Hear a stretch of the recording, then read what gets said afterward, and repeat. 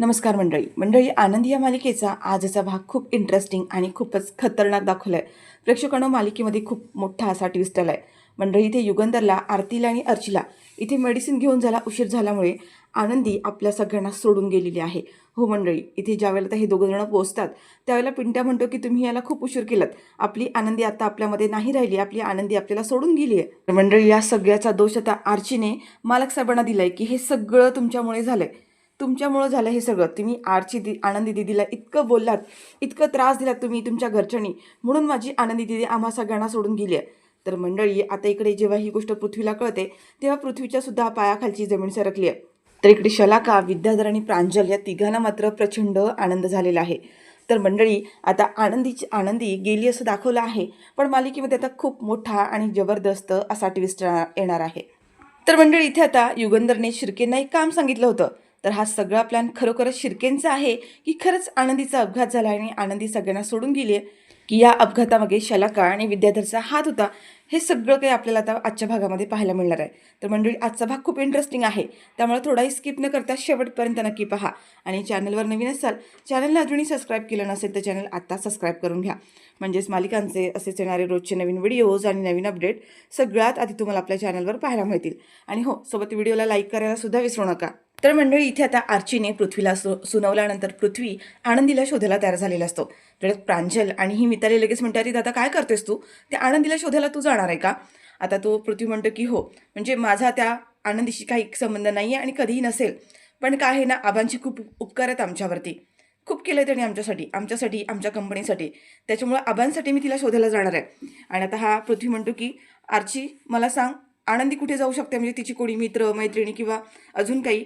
आरशी म्हणते की काय ना, आणि ती काही टेन्शनमध्ये असेल किंवा कधी दुखावली असेल तर ती आमच्या घराच्या बाजूला एक मंदिर आहे, त्या मंदिराकडे जाऊन बसते, कदाचित तिकडे गेली असेल.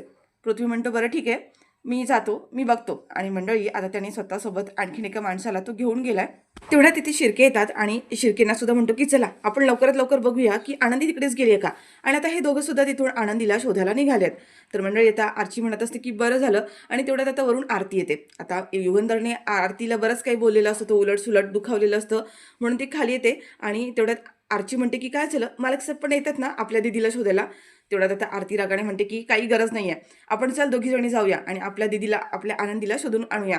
आणि मंडळी, आता ह्या आरती आणि आरची दोघीसुद्धा बाहेर निघाल्यात.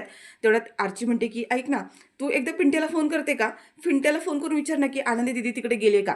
तेवढ्यात आरती लगेच आता इकडे पिंट्याला सुद्धा फोन करते आणि पिंट्याला फोन करून विचारते की पिंट्या, अरे तू आनंदीला पाहिलंस का, म्हणजे आनंदी आले का तिकडे. पिंट्या म्हणतो अरे का आनंदी इकडे का, काय झालं, आनंदी तिकडे नाही आहे का. तेवढ्यात आरती म्हणत असते की हो, म्हणजे आनंदी इकडे नाही आहे, घर सोडून गेले ना, की कुठे गेले ना माहीत नाही आहे, तू जरा बघतो का कुठे गेली ती, तुला काही कॉन्टॅक्ट वगैरे केला होता का. तेवढ्यात म्हणतो की नाही ग आरतीताई, काय बोलतेस तू, असं कसं आनंदी घर सोडून गेली. आणि मंडळी, आता ह्या दोघांचं बोलणं सुरू असतं. आरतीने फोन स्पीकरवर ठेवलेला असतो आणि त्या पिंट्याच्या समोरून ना काही लोक धावत जायला निघालेले असतात, गोंधळ निघालेला असतो. पिंट्या म्हणतो की काय झालं. तेवढ्यात म्हणतात की अरे बापरे, तिकडे मोठा अपघात झालाय. पिंट्या तर तिथल्या एका माणसाला थांबवतो आणि म्हणतो की अहो काय झालं, एवढी धावपळ का करताय. तेवढा तिथला एक माणूस म्हणतो की अहो, तिकडे एका आंधळ्या मुलीचा अपघात झालाय, खूप लागलंय तिला, रक्ताच्या थारोळ्यात पडले ती. आता हे पिंट्याने ऐकून पिंट्याला सुद्धा खूप मोठा धक्का बसलाय. आंधळी मुलगी म्हणजे आनंदी.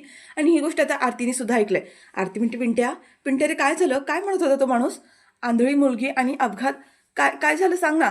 पिंट्या म्हणतो मलाही माहीत नाही आहे, पण तो माणूस म्हणतो की तिकडे कुठल्या तरी एका मुलीचा अपघात झालाय आणि ती मुलगी आंधळी आहे म्हणून. मंडळी, आता ह्या दोघी सुद्धा घाबरलेल्या असतात, त्यांना अंदाज आलेला असतो. आणि ते लगेच माईंचे ते धावत येतात आणि म्हणतात की माई बघ ना, बघा ना हा पिंट्या काय म्हणतोय ते. आणि ती पिंट्याला म्हणते की जा तू आत्ताच्या आता तिथे जा आणि बघ ती मुलगी कोण आहे ते बघ आणि आम्हाला सांग, तू तिथे जाऊन मला पहिला व्हिडिओ कॉल कर. आता माई आणि छाया हे सगळेजण आरतीच्या जवळ येतात आणि म्हणतात की आरती काय झालं बाळा, काय एवढा गोंधळ घातलाय, काय काय झालं काय. आरती म्हणते की अपघात, तिथे कुठेतरी एका आंधळ्या मुलीचा अपघात झालाय, ती आपली आनंदी तर नसेल ना. बापू म्हणतात आरती शांत हो, शांत हो, आंधळी मुलगी आहे म्हणून आपली आनंदीच असं असेल असं नाही आहे, तू काळजी नको करूस, काही होणार नाही आहे. तू एक काम कर, त्या पिंट्याला सांग बरं, तिथे गेला की पहिला व्हिडिओ कॉल करून आम्हाला दाखव की ती मुलगी कोण आहे ते. आरतीच्या हातून आता आबा फोन घेतात आणि मंडळी, पिंट्या हा तिकडे आता ज्या ठिकाणी अपघात झालाय ना त्या ठिकाणी गेलाय. आता ह्या दोघीसुद्धा खूप घाबरलेल्या असतात बरं का. पिंट्या तिथे जातो आणि त्याने जे समोर दृश्य पाहिलं ना, त्याच्या पायाखाली जमीनच सरकले. त्याला अंदाज असतो की ही आनंदीच असेल म्हणून, कारण साडी घातलेली आणि तिथे एक गाठोडं होतं. तर पिंट्या आता लगेचच पुन्हा तिथे जाऊन व्हिडिओ कॉल करतो आणि म्हणतो की आरती मी तुला दाखवतो. आणि मंडळी ज्या क्षणी आता त्यांनी व्हिडिओ कॉल केलाय ना, त्या रक्ताच्या थारोळ्यात पडलेल्या मुलीला बघून आता आरती, माई, बापू सगळ्यांनाच खूप मोठा धक्का बसलाय. एवढा भीषण अपघात झालेला असतो की ती पूर्णपणे बेशुद्ध अवस्थेत पडलेली असते. डोक्यातून रक्त वगैरे वाहतंय, प्रचंड रक्तस्राव होत असतो. बरंच असं भयानक दाखवलंय. आणि ही गोष्ट बघून आता ह्यांना खूप मोठा धक्का बसलाय. आणि ते म्हणते की अरे ऐक ना, आम्हाला चेहरा दाखव ना प्लीज तिचा तिचा चेहऱ्यावरचा रुमाल काढ बरं. पिंट्या आता घाबरलेला असतो. तो हळूच पुढे जातो आणि त्याने त्या व्हिडिओ कॉलमध्ये आनंदीचा पूर्ण फोटो दाखवलाय बरं का, पूर्ण तिला दाखवलाय. आणि आता मात्र ह्या लोकांची खात्रीच पटली की ही आनंदीच असणार आहे म्हणून. माई आणि आरतीने तर हंबरडा फोडला आता रडण्याचा. आता माई आरतीला सावरतात की नको काळजी करू नकोस, ती आपली आनंदी नसणार आहे. तू तू एक काम कर पिंट्या, प्लीज आधी तो तिच्या चेहऱ्यावरचा रुमाल काढ आणि आम्हाला दाखव तिचा चेहरा कोण आहे ती. पिंट्या आता हळूच पुढे जातो आणि तो रुमाल थोडासा बाजूला करतो आणि त्याला कळतं की पूर्ण चेहरा रक्तानं माखलेला असतो. चेहऱ्यावर प्रचंड जखमा झालेल्या असतात आणि त्याच्यामुळे ना ते चेहरा त्याला ओळखताच येत नाही आहे. पिंट्या म्हणतो की प्रचंड रक्तस्राव होतोय, कळत नाही की नक्की ती कोण आहे, चेहरा व्यवस्थित दिसत नाही आहे. आणि मंडळी आता तो पुन्हा कॅमेरा सगळीकडे फिरवतो आणि तेवढ्यातच त्यांना ही जी छाया आहे त्या छायाने आनंदीची साडी बघितली आहे आणि छायाने लगेच ओळखले की ताई ताई हीच साडी आनंदीने घातली होती सकाळी, म्हणजे हीच आपली आनंदी ताई आहे म्हणून. आता मात्र सगळ्यांची खात्री पटली आहे की हीच आनंदी आहे म्हणून, कारण छायाने साडीवरून लगेच ओळखलेलं असतं. आता मात्र पुन्हा ह्या सगळ्यांची रडारड सुरू होते आणि म्हणते की काय झालं आपल्या आनंदीताईसोबत, हीच साडी घातली होती ना आपल्या आनंदीताईने, म्हणजे ही आपली आनंदीताईच आहे. तर आता तिथे पिंट्या खाली बसतो आणि ते गाठोडं साईडला बसलेलं असतं ते ठेवलेलं असतं. आरशी लगेच म्हणते की हे साईडचं गाठोडंसुद्धा आपल्या आनंदी दिदीचंच आहे, हेच गाठोडं होतं आपल्या आनंदी दिदीकडे. आता मंडळी पुन्हा ह्या लोकांची खात्री पटत चालली बरं का, एक एक करत. म्हणजे ह्या लोकांना कुठेतरी आशा असते की ही आपली आनंदी नसेल, कोणीतरी दुसरी असेल. पण सगळ्याच आनंदीजवळ असलेल्या गोष्टी तिथे सापडल्यात. तेवढ्यात आरती म्हणते की पिंट्या ऐक ना, तिच्या गाठोड्यामध्ये बघ ना काहीतरी ओळखपत्र काहीतरी असेल. आता पिंट्या तिचं गाठोडं शोधत असतो आणि त्या गाठोड्यामध्ये आता पिंट्याला आनंदीचं आधार कार्ड सापडलेलं आहे. आणि मंडळी या सगळ्यामध्ये आता पिंट्याची पण आणि सगळ्यांचीच खात्री पटली आहे की ती अपघात झालेली व्यक्ती आनंदीच आहे म्हणून. आता मात्र सगळ्यांचा श्वासच रोखलाय, सगळ्यांच्याच पायाखालची जमीन सरकली आहे. आणि पिंट्या म्हणतो की ही आपली आनंदीचं आहे, आपल्या आनंदीचं आधार ओळखपत्र आहे हे. आता सगळ्यांनीच हंबरडा फोडलेला असतो आणि रडारड सुरू झालेली असते. आणि मंडळी तेवढ्यात आता इकडून मागून ना मालकसाहेब आलेले असतात आणि माई म्हणतात की अरे युगंधर हे बघ काय झालं ते, हे बघ काय झालं, आनंदीचा अपघात झालाय. आता हा पिंट्या आनंदीला उठवण्याचा प्रयत्न करत असतो की आनंदी आनंदी उठ ना, आनंदी उठ प्लीज प्लीज लवकर उठ आनंदी. पण आनंदीचा चेहरा इतका रक्ताने माखलेला असतो, ती पूर्ण बेशुद्ध पडलेली असती, बॉडी तिची पूर्ण थंड पडलेली आहे. पिंट्या म्हणतो आनंदी उठतच नाही आहे, काय करू मी, उठतच नाही, प्लीज तिला लवकरात लवकर दवाखान्यात न्यायला हवं, तुम्ही प्लीज लवकरात ॲम्ब्युलन्सला फोन करता का. तेवढ्यात आता तिथे युगंधर आलाय. युगंधर म्हणतो की काय झालं, एवढा गोंधळ कशापायी घातलाय तुम्ही. तेवढ्यात माई म्हणतात की अरे बघ ना, आपल्या आनंदीचा अपघात झालाय, रक्ताच्या थारोळ्यात पडले ती. आता जेव्हा हे सगळं जेव्हा हा बघतो मालकसाहेब, मोठा धक्का बसलाय त्याला आणि म्हणतो की अरे पण तुम्ही तिथे बघत काय बसलाय, ॲम्ब्युलन्सला बोलवा ना, ॲम्ब्युलन्स बोलून तिला आत्ताच्या आता दवाखान्यात घेऊन जा. पिंट्या म्हणतो की हे जे ठिकाण आहे खूप आतमध्ये, इथे कोणती गाडी येऊ शकत नाही आहे आणि कोणाकडे गाडी पण नाही आहे, ॲम्ब्युलन्स बोलवावी लागेल. तर आता मंडळी इकडे युगंधरने लगेचच एका डॉक्टरला फोन केला आणि सांगितलं की आत्ताच्या आता तुम्ही इथे सुभाषनगरला जा, तिथे तिथे आनंदीचा अपघात झाला आहे आणि तिच्या डोक्यातून खूप रक्त वाहत आहे. तेवढे डॉक्टर म्हणतात की मालक साहेब मी आउट ऑफ आहे, बाहेर आहे, शहराच्या बाहेर आलो आहे, मला नाही जमणार आहे, तुम्ही एक काम करा. आणि युगंधरने ना ते आता व्हिडिओ कॉलवरती आनंदीला म्हणजे त्या ह्याला पिंट्याला सुद्धा घेतलं आहे आणि तो डॉक्टरांनी त्या आनंदीला बघितल्यानंतर ते डॉक्टर म्हणतात की हे बघा प्रचंड रक्तस्राव झाला आहे, मेंदूला खूप मार लागला आहे, डोक्याला फ्रॅक्चर आहे, परत मल्टिपल फ्रॅक्चर्स आहेत तिला आणि खूप रक्त वाहत आहे, तिला आत्ताच्या आता लगेच हॉस्पिटलमध्ये घेऊन जावं लागणार आहे, तुम्ही काही करून ॲम्ब्युलन्स अरेंज करा, तिथल्या तिथे आपल्याला ट्रीटमेंट नाही करता येणार आहे, पटकन घेऊन जा. तर आता युगंधर म्हणतो की पण डॉक्टर ॲम्ब्युलन्स घेऊन जाईपर्यंत खूप उशीर होणार आहे, खूप रक्त वाहत आहे तिला अर्जंटमध्ये काही करून हॉस्पिटलमध्ये घेऊन चला, रक्त जर निघून गेलं ना तर त्यांच्या जीवाला धोका होऊ शकतो. मंडळी आता मात्र युगंधर घाबरला आणि पटकन तिथून निघून गेलाय. तर इकडे दाखवलंय की ही सगळं आहे ना शलाका आणि हा विद्याधर आता बोलत असतात की एकदा का फक्त ही आनंदीची बातमी कळू दे, ती कुठे आहे काय आहे, म्हणजे आपण आपली संधी साधायला मोकळे. पण ती कुठे गेले काय कळना. आता मंडळी ह्या दोघांचं बोलणं सुरू असतं आणि मागून धनू येते, धनश्री येते आणि म्हणते की हो ऐकलत का, तुम्हाला काहीतरी महत्त्वाचं सांगायचं आहे. आता विद्याधर म्हणतो की काय झालं. धनश्री म्हणते हो खूप मोठा प्रॉब्लेम झाला आहे. आता हा विद्यार्थी म्हणतो तू जेव्हा आली ना तेव्हाच मला कळलं काहीतरी प्रॉब्लेमच असणार, मग जिथे तू असते तिथे प्रॉब्लेम असतो. त्यावरती म्हणते की अहो ऐकून तरी घ्या ना. तर आता बोलतो की बोल पटकन बोल काय झालंय. त्यावेळी ते म्हणते की आनंदी सापडली आहे, ती कुठे आहे, ती सापडली आहे. विद्याधर म्हणतो की काय, कुठे आहे. तर ती म्हणते की ते काय ते सुभाषनगर की काय ना, तिकडे हायवेला सापडली आहे ती. आता त्या आरतीला कोणाचा तरी फोन आला होता. ते फोनवर ऐकलं मी की आनंदीचा अपघात झालाय, लय मोठा अपघात झालाय, मरणाला टेकली आहे ती म्हणे. आणि तिकडे कुठेतरी आड रस्त्याला आहे, तिकडे कुठली गाडी पण नाही आहे आणि ॲम्ब्युलन्स पण नाही मिळत आहे. बहुतेक ती वाचेल असं काही वाटत नाही आहे. मंडळी, आता ही जेव्हा न्यूज सांगितली ना धनश्रीने, तेव्हा मात्र विद्याधर आणि शलाकाला खूप मोठा आनंद झालाय. आता तो म्हणतो की लोकेशन लोकेशन काय म्हणाली सांग पटकन.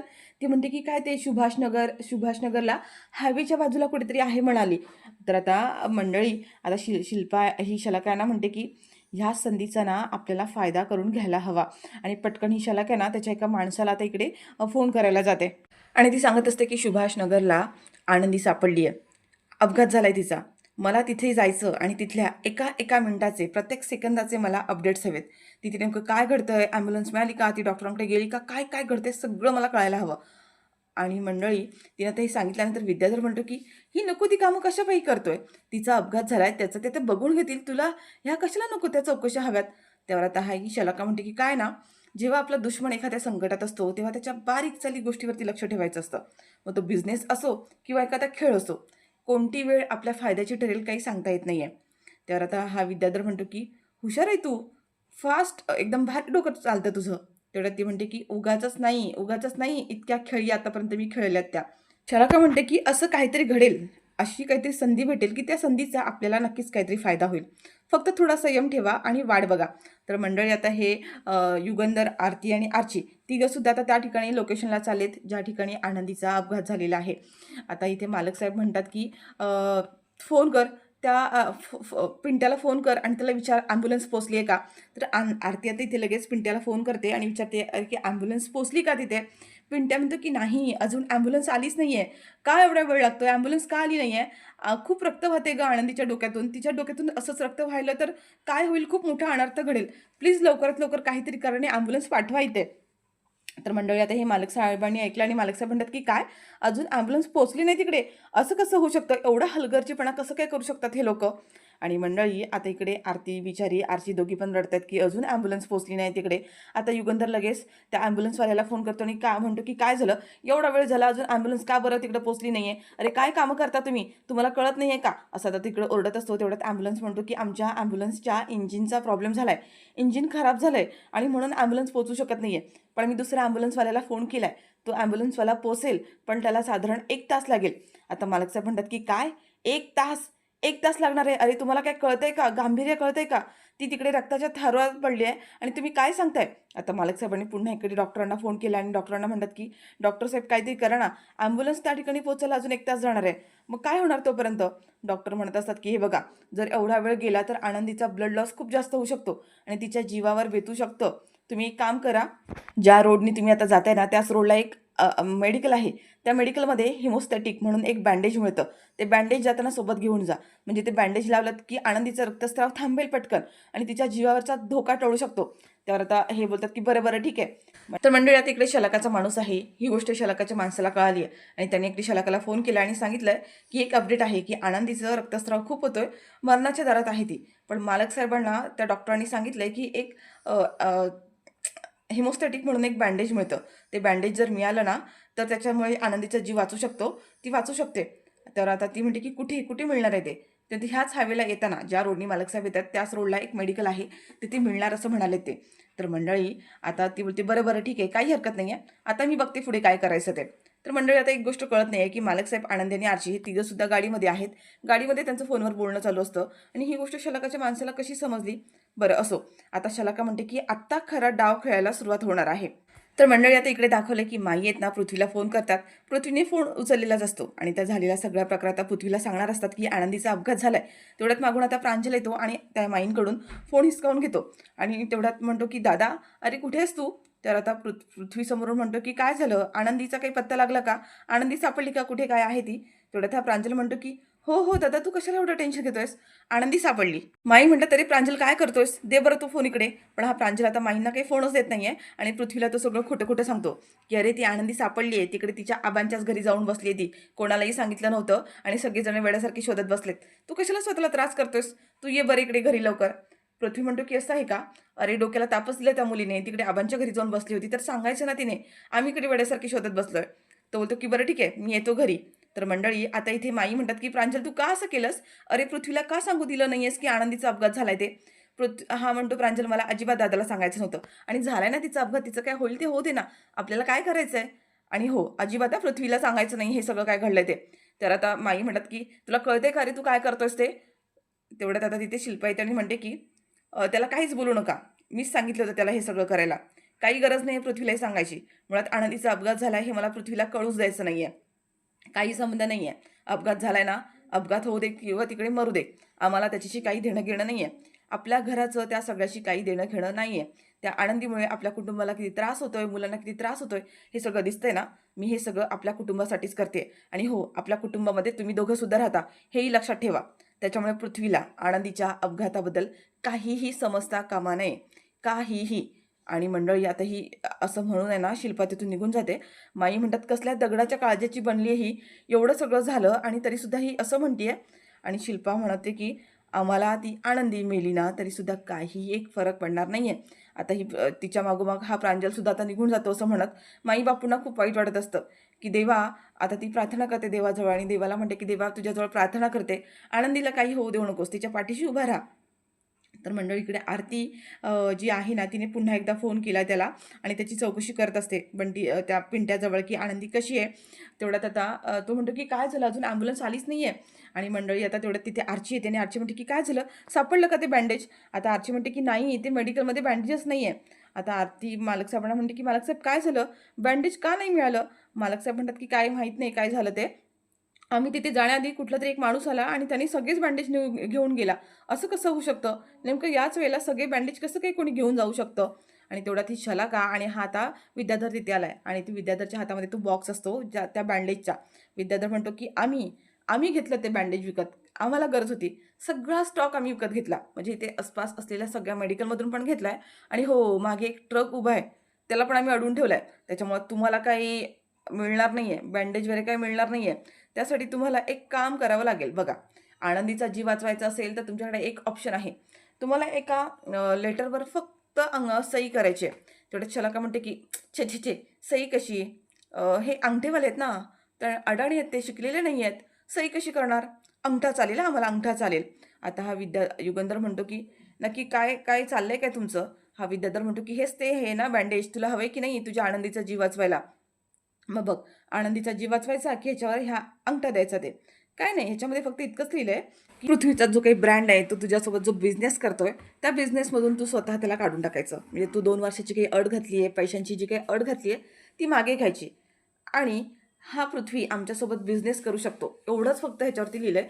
त्याच्यावरती तू अंगठा दे. म्हणजे तुझ्या बिझनेसमधून तो मोकळा होईल आणि आमच्यासोबत बिझनेस करायला सुद्धा त्याला सूट मिळेल. फक्त एवढंच लिहिलेलं आहे त्याच्यामध्ये. बघ तिकडे तुझी आनंदी रक्ताच्या थारोळ्यात पडली आहे. आमच्याकडे बँडेज आहे. अंगठा दिलास की पटकन तुला ह्या बँडेज मिळतील आणि तिकडे आनंदीचा जीव वाचवता येईल. आता बघ, तुझा स्वाभिमान मोठा आहे की आनंदीचा जीव मोठा आहे ते तुला ठरवायचं आहे. मंडळी आता ह्या युगंधरसमोर खूप मोठा प्रश्न पडलाय, की जर इथे त्याने सही नाही केली तर आनंदीचा जीव जाऊ शकतो आणि जर सही केली तर पृथ्वी त्याच्या हातातून निघून जाऊ शकतो. त्याला काहीच कळत नाहीये. पण आता आरती म्हणते, की "हो, मी तुमच्या पाया पडते. तुम्ही सांगाल ते करायला तयार आहोत. मालक साहेब बोला ना काहीतरी. मालक साहेब बोला." आरती आता ना इथे हातापाय पडत असते, की प्लीज द्या ते बँडेज. पण हे दोघं जण आहेत ना, इतके कपटीपणाचे दाखवलेत ना, की ते बँडेज द्यायला काही तयार नाहीये आणि मालक साहेबांचा आता गोंधळच उडालाय. म्हणजे काय करावं, काय नाही ते कळतच नाहीये. आता ही शलाका म्हणते, की "सांगा मालक साहेब लवकर काहीतरी निर्णय घ्या. तुमचा 1-1 मिनिटं, 1-1 सेकंद खूप महत्त्वाचा आहे. जेवढा उशीर होणार तेवढं त्या आनंदीचं ब्लड लॉस होणार आणि तिच्या जीवाला तेवढाच धोका वाढणार आहे." तर मंडळी आता इथे एवढंच दाखवलंय बरं का. आता युगंधरने नेमका काय निर्णय घेतलाय, काय डिसिजन घेतलाय ते अजून तरी दाखवलं नाहीये. पण आता मंडळी प्रोमोमध्ये असं दाखवलंय, की पिंट्या तिथे थांबलेला असतो, तो रडत असतो आणि आर्ची, आनंदी आणि मालक साहेब आता तिथपर्यंत पोहोचलेत. बरं का. आणि तेवढ्यात मालक साहेब म्हणतात, की "चला, चला, आनंदीला घेऊन चला, लवकर हॉस्पिटलमध्ये घेऊन चला." आता मालक साहेबांनी तो बॉक्स हातातून आणलाय, म्हणजे नक्कीच त्याने त्या लेटरवर अंगठा दिलेला असणार आहे. तर मंडळी आता पिंट्या म्हणतो, की सॉरी आरती आणि आर्ची दोघी पण जातात आणि आनंदीला म्हणतात, की "आनंदी ताई उठ ना, आम्ही आलोय दोघी पण, उठ ना, उठ ना गं." तेवढ्यात पिंट्या म्हणतो, की "आता खूप उशीर झालाय. तुम्ही यायला खूप उशीर केलात. आपली आनंदी आता आपल्यामध्ये नाही राहिली आहे. आपल्याला सोडून गेली आहे." मंडळी आता हे ऐकल्यानंतर मालक साहेब, आर्ची आणि आनंदी आपलं सॉरी आरती तिघांच्या सुद्धा पायाखालची जमीन सरकली आहे. मालक साहेब म्हणतात, काय बोलू राहिलाय तू, काय बोलतो तू, असं कसं होईल? पिंट्या म्हणते की हो, खूप उशीर झाला तुम्हाला यायला, नाही राहिली आपली आरती आता आपल्यामध्ये. मंडळी, जेव्हा आता हे आर्चीला कळतं, आर्ची उठते आणि मालक साहेबांना म्हणते की हे सगळं ना तुमच्यामुळे झालंय, तुमच्यामुळे झालं हे सगळं. मी तुम्हाला आधीच सांगत होते, पण तुम्ही माझं ऐकलं नाहीत. मी तुम्हाला कधीच म्हणत होते की चला आमच्या आनंदी दिदीला शोधायला चला, पण तुम्ही काय म्हणालात, माझा काही संबंध नाही आहे, तुम्ही जबाबदार आहात या सगळ्याला. आमच्या आनंदी दिदीला आमच्यापासून तुम्ही दूर केलं आहे. मंडळी, आता हे सगळं ऐकून हा जो आहे युगंधर, तो खूप शॉकिंग झालाय, खूप शॉक झालाय. पण मंडळी, मला असं वाटतं की हा सगळ्यांना युगंधरचा प्लॅन असू शकतो, कारण त्याने शिर्कीला एक गोष्ट सांगितली होती, काहीतरी प्लॅन सांगितला होता, जे आपल्याला त्यांनी दाखवलं नाही आहे. तर बहुतेक कदाचित आनंदीचा अपघात हा सुद्धा मालक साहेबांचा कुठला तरी प्लॅन असू शकतो, असं वाटतंय तरी. कारण आनंदी डेथ झाली असं दाखवलं आहे, पण आनंदी डेथ झाली तर मालिका पुढे कशी चालेल ना. सो माझा तो अंदाज आहे की नेमकं असंच घडलं असणार आहे. तर नक्की काय घडलं आहे, खरंच आनंदी डेथ झाली आहे की हा मालक साहेबांचा प्लॅन आहे, हे आता आपल्याला उद्याच्या भागामध्ये पाहायला मिळेल. तर मंडळी, तुम्हाला हा आजचा भाग कसा वाटला कॉमेंट करून नक्की सांगा. व्हिडिओ आवडल्यास व्हिडिओला लाईक करा, शेअर करा आणि चॅनलवर नवीन असाल, चॅनलला तुम्ही सबस्क्राईब केलं नसेल तर चॅनल आता सबस्क्राईब करून व्हिडिओला लाईक करा.